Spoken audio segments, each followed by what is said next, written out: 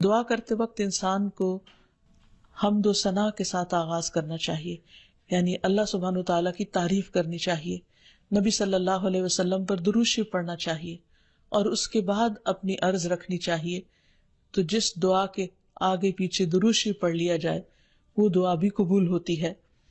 فضالہ بن عبید رضی اللہ عنہ سے روایت ہے کہ ایک مرتبہ رسول اکرم صلی اللہ علیہ وسلم تشریف فرما تھے۔ ایک شخص آیا اور اس نے نماز پڑھی، پھر کہنے لگا اے اللہ مجھے بخش دے اور مجھ پر رحم کر۔ تو رسول اللہ صلی اللہ علیہ وسلم نے فرمایا اے نمازی تو نے جلدی کی، جب نماز پڑھ چکو تو بیٹھے رہو، اللہ کی اس طرح حمد و ثنا بیان کرو جیسا کہ اس کا حق ہے، پھر مجھ پر درود بھیجو، پھر اس سے دعا کرو، یعنی یہ دعا مانگنے کا ادب اور سلیقہ ہے۔ پھر اسی طرح یہ ہے کہ انسان کی دعاؤں کی قبولیت میں بعض اوقات اس کے گناہ حائل ہوتے ہیں، اور جب انسان استغفار کرتا ہے، توبہ کرتا ہے تو دروازے کھل جاتے ہیں۔ اسی لیے انسان جب دعا کرے تو اس کے ساتھ ساتھ اپنے رب سے توبہ اور استغفار کرے۔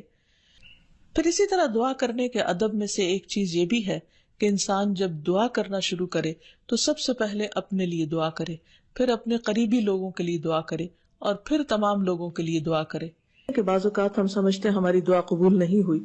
اور شیطان کا کام یہ ہوتا ہے کہ وہ بندے کے دل میں مایوسی پیدا کرے۔ جب بھی انسان کے دل میں ایسا خیال آئے کہ اس کی دعا قبول نہیں ہوئی تو اسے ہمیشہ یاد رکھنا چاہیے کہ رسول اللہ صلی اللہ علیہ وسلم نے قبولیت دعا کی مختلف قسمیں یا طریقے بتائے ہیں۔ ایک تو یہ کہ جو کچھ انسان مانگتا ہے اس کو وہ مل جائے، یا پھر یہ کہ وہ تو نہ ملے لیکن اس کے برعکس اس کے بدلے میں اس کی کسی مصیبت یا مشکل کو اس سے دور کر دیا جائے یا آنے سے روک دیا جائے۔ تیسری صورت یہ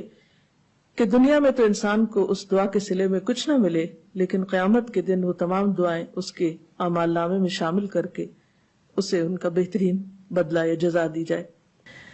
ایسی صورت میں جو تیسری صورت ہے، اگرچہ دنیا کے اعتبار سے ایک مشکل صورتحال ہے،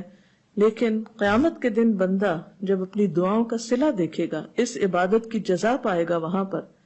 تو اس وقت تمنا کرے گا کہ اے کاش دنیا میں میری کوئی دعا بھی قبول نہ ہوتی۔ لیکن دعا کی قبولیت کے لیے پھر کچھ شرائط ہیں۔ ایک بات تو یہ اس میں جو سب سے پہلے کہ انسان کا رزق حلال ہو، کیونکہ حرام کھانا انسان کی دعاؤں کی قبولیت میں رکاوٹ کا سبب ہوتا ہے۔ پھر اسی طرح جب انسان اللہ سے دعا مانگے تو اس وقت بہت توجہ کے ساتھ دعا کرے، کیونکہ حدیث میں آتا ہے کہ اللہ سبحانہ و تعالی غافل دل کی دعا قبول نہیں کرتے، یعنی ایک انسان مانگ رہا ہے لیکن اس کو پتہ ہی نہیں کہ وہ کیا مانگ رہا ہے، صرف رٹے رٹائے کچھ لفظ زبان سے نکال رہا ہے یا سنی سنائی کوئی بات دہرا رہا ہے، لیکن اس کے دل سے وہ بات نہیں نکل رہی ہے، وہ مانگنا نہیں، بس کچھ الفاظ کا پڑھ دینا ہے، تو یہ طریقہ بھی درست نہیں۔ پھر اسی طرح ہم دیکھتے ہیں کہ دعا سے بڑھ کر کوئی چیز اللہ کے ہاں معزز نہیں۔ حدیث میں آتا ہے لیس شیء اکرم علی اللہ من الدعاء، کہ اللہ کے نزدیک دعا سے زیادہ عظمت والا کوئی عمل نہیں۔ ایک اور حدیث میں آتا ہے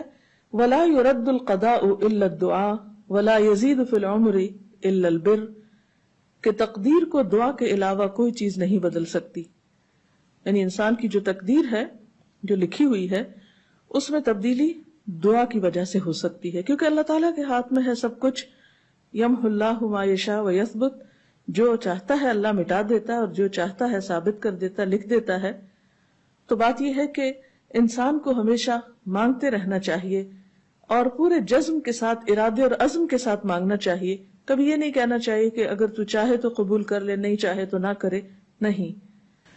انسان دعا مانگتے وقت پورا یقین رکھے کہ اللہ تعالیٰ اس کی دعا قبول کر سکتا ہے، اور واقعی قبول کرتا ہے، کیونکہ حدیث میں آتا ہے رسول اللہ صلی اللہ علیہ وسلم نے فرمایا ان ربکم حی کریم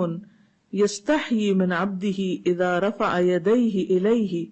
فیردہما صفرا، تمہارا رب بڑا حیا کرنے والا اور سخی ہے، جب بندہ اس کے حضور ہاتھ اٹھاتا ہے تو انہیں خالی لوٹاتے ہوئے اسے شرم آتی ہے۔ یعنی اللہ تعالیٰ جو مالک الملک ہے، تمام خزانے اس کے ہاتھ میں ہیں، وَلِلَّهِ خَزَائِنُ السَّمَاوَاتِ وَالْأَرْضِ، آسمان و زمین کے سارے خزانوں کی کنجیاں اس کے پاس ہیں، ان کا مالک وہ ہے۔ لہٰذا ایسا نہیں کہ کبھی انسان کی دعا قبول نہ ہو،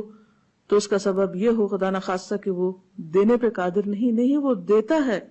اور وہ خالی ہاتھ نہیں لوٹاتا بندے کو، بس صرف فرق یہ ہے کہ قبولیت کے کئی طریقے ہو سکتے ہیں. اور خاص طور پر اگر بندہ مانگتا نہیں ہے تو یہ چیز اس کو ناپسند ہے، اس پر وہ ناراض ہوتا ہے، کیونکہ اللہ بندے سے یہ چاہتا ہے کہ بندہ اپنے رب کا شکر ادا کرتا رہے، اس سے مانگتا رہے، کیونکہ اللہ نے بندوں کو اپنی عبادت کے لیے پیدا کیا ہے. اگر بندے سب نعمتیں اس سے پا کر اس سے بے نیاز ہو جائیں تو یہ چیز اللہ تعالیٰ کو پسند نہیں. خصوصیت کے ساتھ جیسے دعا کی قبولیت کے اوقات ہیں، مثلا آذان سن کر اس کا جواب دینے کے بعد دعا قبول ہوتی ہے، تہجد کے وقت کی یعنی رات کا آخری پہر جو ہوتا ہے اس وقت دعا قبول ہوتی ہے. پھر اسی طرح عبادات کے بعد جیسے نماز کے بعد، قرآن پاک پڑھنے کے بعد،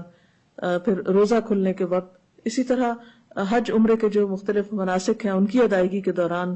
کعبۃ اللہ پر پہلی نظر پڑتے ہوئے. اس کے بہت سے ایسے مواقع کتابوں میں آپ پڑھ سکتے ہیں کہ جس میں انسان کی دعا رد نہیں ہوتی، قبول کر لی جاتی ہے. تو اس میں اگر انسان تھوڑی دیر کے لیے ارادتاً یکسوئی اختیار کرے تو انشاءاللہ اس کو فائدہ ہوگا.